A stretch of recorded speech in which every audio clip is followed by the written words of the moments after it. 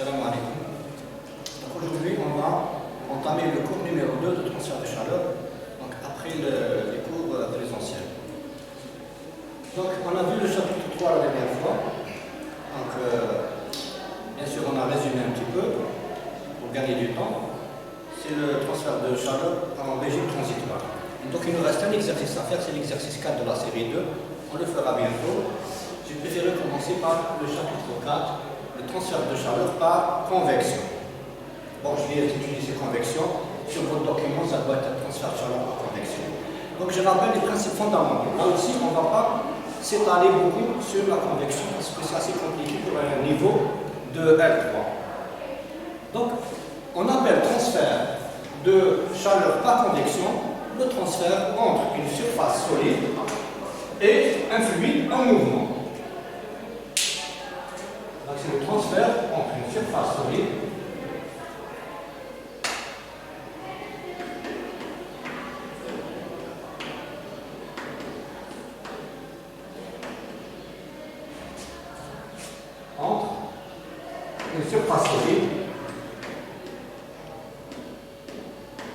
et un fluide en mouvement. Donc ce fluide est forcément en mouvement. Nous avons déjà vu ça dans l'ordre de la convection. On a quand même utilisé la convection dans son expression de la loi de Newton qui vous donne le flux de chaleur échangé entre justement la surface et le fluide. Et le transfert peut avoir lieu dans les deux sens, fluide paroi, paroi fluide. Donc il s'agit ici d'un mouvement macroscopique du fluide, contrairement à la conduction où le mouvement était microscopique, c'est-à-dire c'était l'agitation des atomes, des molécules ou des électrons. Là, il s'agit d'un mouvement qu'on peut voir à l'œil nu. Bien sûr, l'air, comme l'air est invisible, on peut mettre de la fumée ou un colorant si c'est un liquide pour voir ce mouvement. Et donc, l'expression mathématique qui vous donne la densité de flux de chaleur entre justement un fluide et un surface solide s'exprime par la loi de Newton H T moins T infini.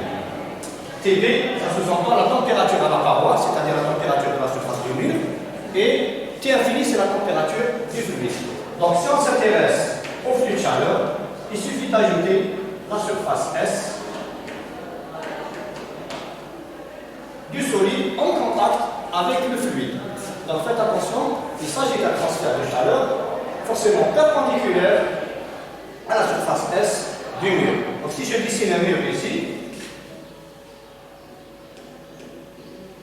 le solide,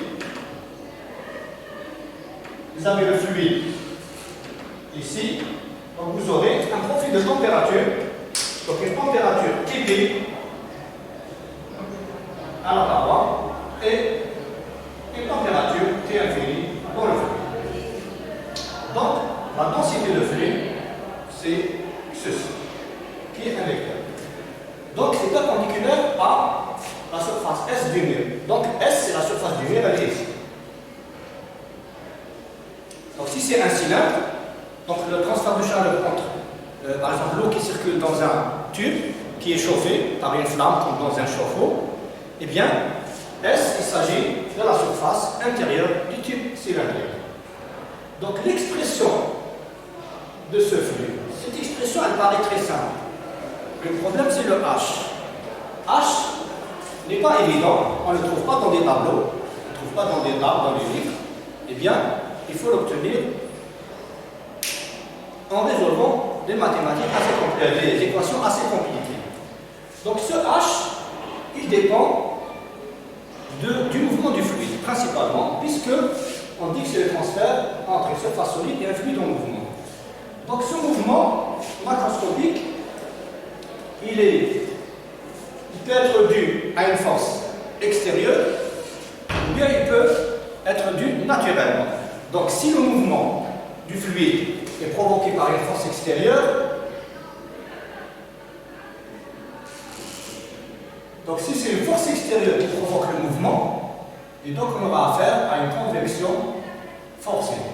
Nous avons déjà vu ça en transfert de matière. Donc si le mouvement est provoqué par un gradient de masse volumique du fluide, eh bien, la convection est dite naturelle ou libre. Convection naturelle ou libre. Donc, convection forcée, force extérieure, c'est quoi? Ça peut être la gravité, hein, quand vous avez un mouvement dans un plan incliné, donc c'est la gravité qui provoque le mouvement. Vous pouvez avoir une pompe qui fait circuler un fluide, c'est une force extérieure aussi. Vous avez une force centrifuge, vous avez un ventilateur qui provoque donc le mouvement. Tout ça, c'est des convections forcées. La convection naturelle est due à un gradient de masse volumique. Vous savez très bien que lorsque vous mélangez des fluides de densités différentes, bien de masse volumique différentes, le plus léger va se mettre en haut, c'est-à-dire le moins dense. Ça, c'est lorsque les fluides, vous avez un mélange de fluides qui ne se mélangent pas. Mais si vous avez un même fluide, comment peut-on avoir un gradient de masse volumique au sein d'un même fluide? Eh bien, lorsque la température n'est pas la même partout.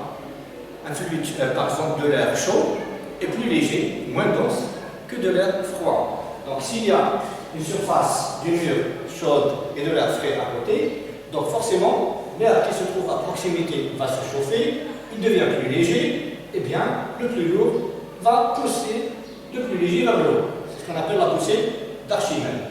Et ainsi de suite. Donc le plus froid va pousser le flux chaud vers le haut, le plus froid va à son tour être chauffé et monter, ainsi de suite, créer une circulation. C'est pour ça qu'on place toujours le chauffage en bas, et de préférence dans un mur extérieur, là où il y a plus de froid. Donc, puisque l'air chaud, on le trouve toujours en haut, donc c'est l'air froid qui se trouve en bas, donc il faut chauffer l'air froid plutôt que l'air chaud. Et l'inverse pour le climatiseur qui refroidit l'air, eh bien, on le place en haut.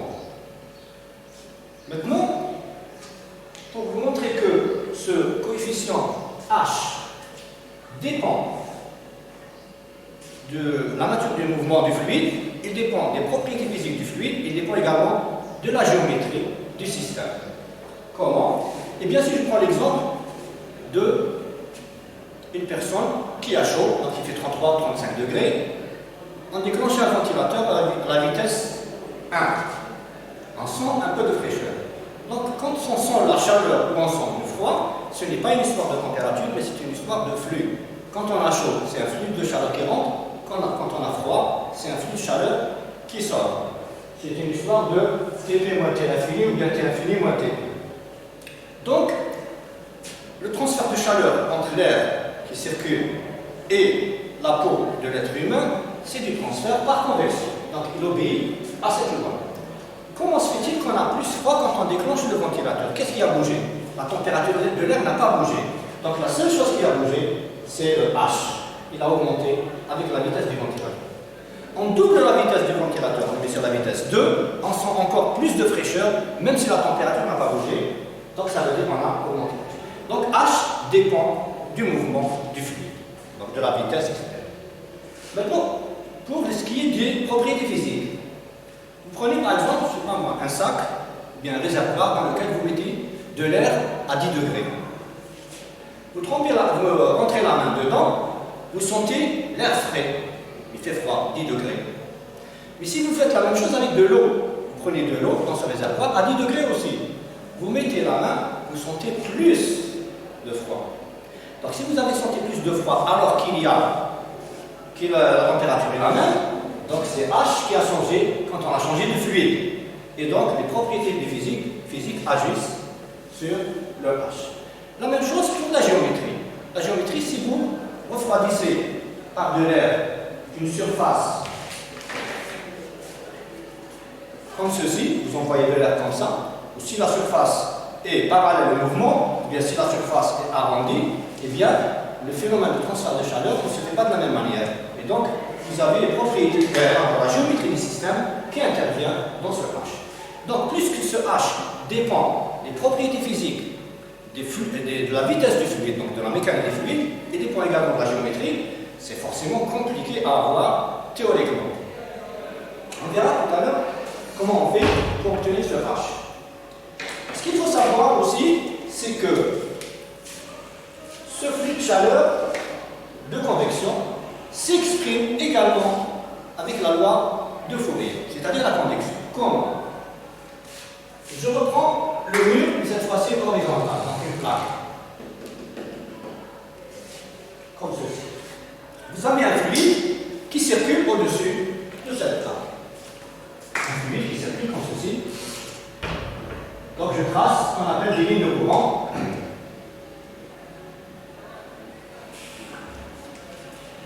Ce fluide, il a une température T infinie. Quand on s'éloigne, bien entendu, de la plaque, sa température, c'est T infinie.